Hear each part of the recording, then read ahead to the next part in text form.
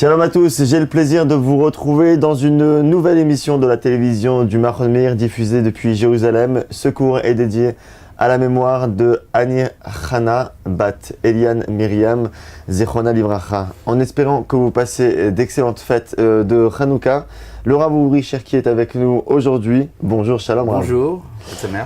Alors, Chag Sameach, je profite de la fête de Hanouka pour reprendre avec vous quelques bases que l'on a tendance à négliger, Rav. Cette fête, dont le récit se déroule en moins 164 de l'ère vulgaire, célèbre la souveraineté retrouvée d'Israël, du peuple juif sur sa terre, mais également la victoire du judaïsme sur la pensée helléniste grecque. Notre héritage, justement, la Torah, avait connu une traduction grecque à cette époque-là. Rav Uri Cherki, oui. La Septante. La Septante, exactement. Rav Cherki, puisque la Torah n'est pas un livre d'histoire, puisque sinon il n'y aurait pas besoin de citer tant de commandements, si ce n'est pas non plus un livre de loi, puisque à ce moment-là, pourquoi autant de récits, et ce n'est pas non plus un recueil de morale et d'éthique, puisque c'est une des conditions sine qua non pour pouvoir l'étudier, qu'est-ce que la Torah ? La Torah, c'est tout simplement une parole. C'est la parole du Créateur qui se révèle à l'homme et qui entretient donc un dialogue. Et de ce point de vue-là, la Torah est fondamentalement différente d'une sagesse. Il faut se rappeler que les Grecs, quand ils ont rencontré pour la première fois la Torah, ont été ébahis. Pour eux, c'était un livre de profonde sagesse et à qui ils ont rendu un honneur très important en traduisant la Torah en grec pour qu'elle ait sa place d'honneur dans la bibliothèque d'Alexandrie, à côté des œuvres de Platon, d'Aristote et de tous les autres penseurs. Et cet honneur fait à la Torah par les Grecs, qui était le maximum de ce qu'ils pouvaient comprendre de la Torah, était du point de vue de la tradition d'Israël en fait un assassinat de la parole. C'est-à-dire si la Torah est traduisible en grec, si elle est interchangeable, si elle peut être introduite dans ce qu'on appelle le patrimoine commun de l'humanité, donc on n'a plus besoin de la personne à qui cette Torah est adressée. Or la Torah est une parole, elle est adressée au peuple d'Israël, elle donne une particularité à ce peuple. Et on peut dire qu'à partir du moment où la Torah a été conçue comme une sagesse et non pas comme une parole, c'est là qu'en fait elle a perdu sa nature profonde. C'est ça le sens véritable de la lutte de Hanouka. Alors, traduire la Torah serait un tort. Alors, on peut très bien traduire la Torah à condition de la traduire en 70 langues. Car c'est ce que nous dit la Torah dans le livre de Devarim, qu'il faut écrire la Torah Ba'er et Tev, de manière explicite. Et le Talmud explique, c'est quoi de manière explicite? Ça veut dire en 70 langues. C'est-à-dire que pour comprendre un mot de l'hébreu, il faut 70 écoutes différentes. Tandis que si vous traduisez seulement en grec, ça veut dire qu'il y aurait une suprématie d'une culture d'ordre général, dont la tradition hébraïque ne serait qu'un cas particulier.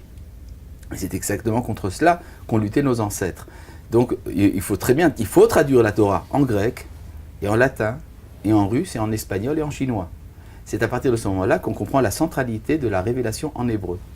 Pourtant, à l'époque de Hanouka, bon nombre de Juifs ont épousé la culture et la pensée helléniste grecque en se fiant à cette traduction de la Torah. Absolument. C'est-à-dire la tradition des Septantes était celle qui était admise par les Juifs d'Alexandrie, un peu partout dans la diaspora hellénistique. On peut se demander effectivement qui a préservé la pérennité de l'enseignement d'Israël à travers l'histoire. Est-ce que c'est la Septante ou est-ce que c'est la tradition talmudique? Or, les faits sont là. Il n'est en fait rien resté du judaïsme d'Alexandrie et la tradition d'Israël a été préservée par les Juifs d'Eretz Israël.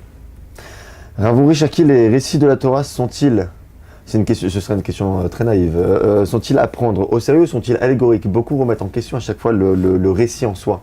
Le récit concret. L'historicité des récits de la Torah. Eh bien, c'est très simple. Cette question a déjà été posée au temps du Rashba, Rabbi Shlomo ben Avram ibn Aderet de Barcelone, par des rabbins de Provence au XIIe siècle, au XIIIe siècle, pardon. Le débat a été très violent. Il s'agissait de savoir si on avait le droit de donner des significations allégoriques aux récits, par exemple, des Avot, les patriarches, de la sortie d'Égypte.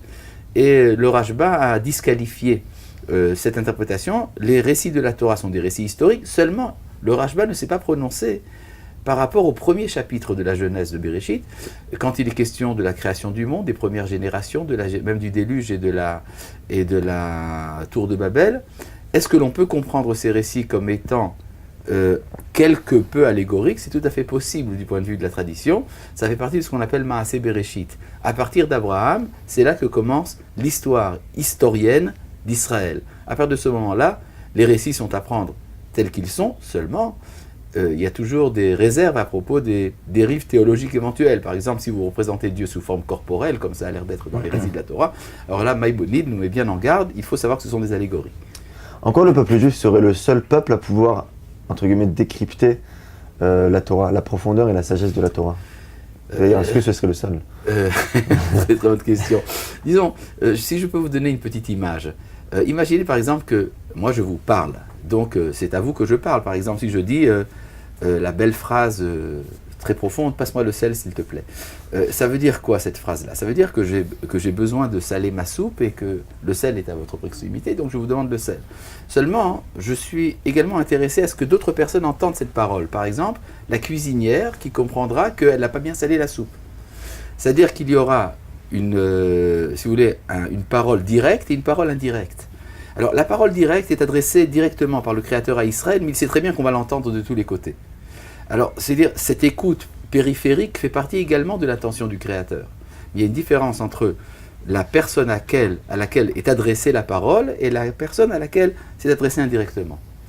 Du fait des multiples enseignements de la Torah, en quoi le peuple juif spécifiquement est-il garant de diffuser la morale dans le monde?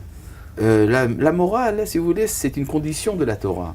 Nos Chachamim nous ont dit derrière Eretz Kadma la Torah, ce qui veut dire que la morale a précédé la Torah pendant 2000 ans. C'est-à-dire que la civilisation humaine antérieure à la révélation du Sinaï a dû d'abord acquérir la dimension morale. Une fois que la moralité a réussi, le Derech Eretz est arrivé à sa plénitude dans la famille des Avot, d'Abraham, Yitzhak et Yaakov, c'est à partir de ce moment-là que la Torah pouvait être donnée. Il est évident que ce n'est pas la Torah qui enseigne la morale, c'est la morale qui permet d'acquérir la Torah. Cependant, quand il y a des chutes morales, il est bon qu'il y ait un rappel à l'ordre. Il faut bien qu'il y ait, si vous voulez, une centrale de la validité des valeurs morales, et celle se trouve en Israël, et c'est comme ça qu'elle est diagnostiquée d'ailleurs par l'ensemble de l'humanité, qui reconnaît volontiers que le foyer de la morale se trouve en Israël. Le peuple d'Israël peut-il se passer de Torah? Est-ce que le peuple d'Israël peut se passer de Torah? C'est comme si vous me demandez, est-ce que l'on peut vivre sans manger? On peut effectivement ne pas manger pendant un certain temps et ne pas boire pendant un certain temps. Cela est tout à fait possible. Mais enfin, disons qu'à la longue, ça devient un peu difficile. Mais rappelons-nous une chose importante. Ce n'est pas la Torah qui a fondé le peuple d'Israël, c'est au peuple d'Israël qu'a été donnée la Torah. C'est-à-dire qu'il faut d'abord faire partie de l'identité des enfants d'Israël, et cette identité est définie non pas comme ceux qui ont reçu la Torah ou les élèves de Moïse, c'est d'abord les descendants d'Abraham, Yitzhak et Yaakov, et une fois que l'on a adhéré à cette identité nationale, alors la Torah nous est donnée. Si on fait exclusion, si on fait abstraction de l'identité fils d'Abraham, Yitzhak et Yaakov, alors on risque de tomber dans une religion qui adopterait la Torah sans adopter le peuple d'Israël. C'est effectivement ce qu'a donné le christianisme. Et l'exil de 2000 ans? Pendant l'exil de 2000 ans, nous avons pu tenir le coup parce que nous nous souvenions du passé et nous avions l'espérance de l'avenir. C'est effectivement c'est ce que dit le Maharal de Prague, dans le Netzach Israël, dans lequel il explique que le monde ne peut pas tenir sans le Beth Amikdash. Mais alors comment se fait-il qu'il tienne quand même? Eh bien parce qu'on se souvient qu'il y en avait un et qu'on sait qu'il y en aura un autre.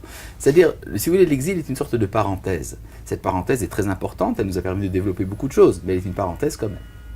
Il y a les 5 livres de la Torah, Ravuri Cherki, Bereshit, Shemot, Vaikra, Bamidbar, Devarim. Et ensuite, nous avons le livre des juges, des prophètes, des rois, qui font entièrement partie de ce qu'on appelle le codex du Tanakh, Torah, Nevi'im, Ketuvim. Ce sont également des paroles divines. En quoi cela diffère-t-elle, ces paroles, du reste de la Torah, sachant que ce sont aussi des paroles divines? Y a-t-il un ordre d'importance dans l'apprentissage de la Torah? Bon, en fait, vous le savez, il y a un ordre d'importance. Disons comme ça, si on va essayer d'être un peu schématique, Moïse est appelé par nos Chachamim maître en sagesse, et maître en Torah, et maître en prophétie. Av bechokma, av betorah, binvoa.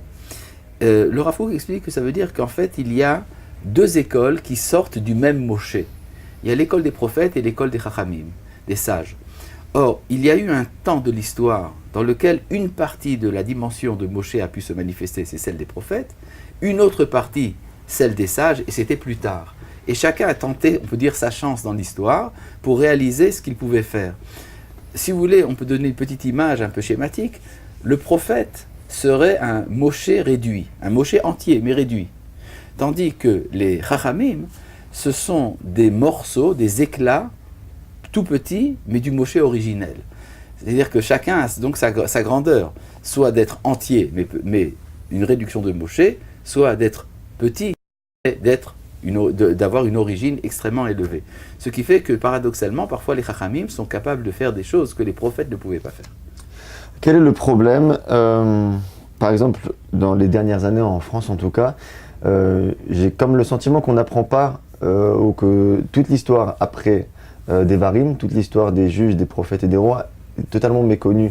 En tout cas dans les écoles et dans les jeunes publics, ou mal enseignée, ou oui, on peut enseigner. On peut dire c'est que en fait, le Tanakh, la Bible, nous présente une réalité historique existentielle très différente de ce qui est vécu par exemple dans le monde des yeshivot ou des communautés juives de Gola. Et il est très difficile pour quelqu'un pour qui c'est tout son monde, pour qui la yeshiva et la synagogue seraient tout son monde, de s'identifier avec le style de vie qui nous est présenté par le Tanakh. Donc il y a une sorte d'hésitation, de prudence par rapport à l'introduction de l'étudiant dans ce monde.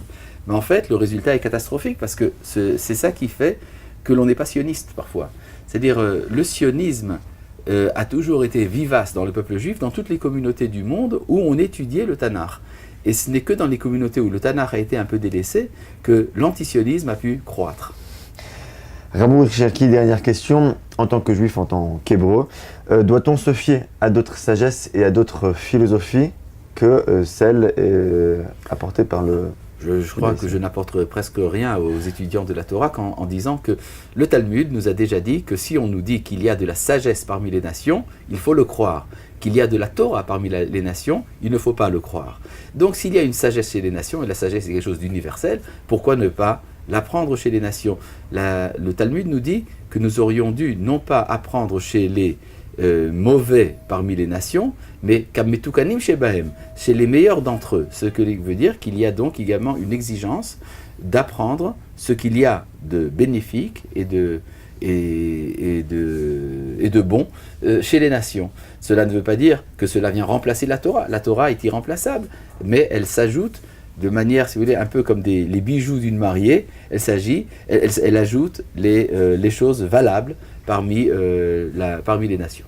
Merci beaucoup pour cet éclairage. Je profite de cet éclairage pour vous souhaiter à tous, vous qui nous regardez, d'excellentes fêtes de Hanouka Sameach. On se retrouve très bientôt pour une prochaine émission.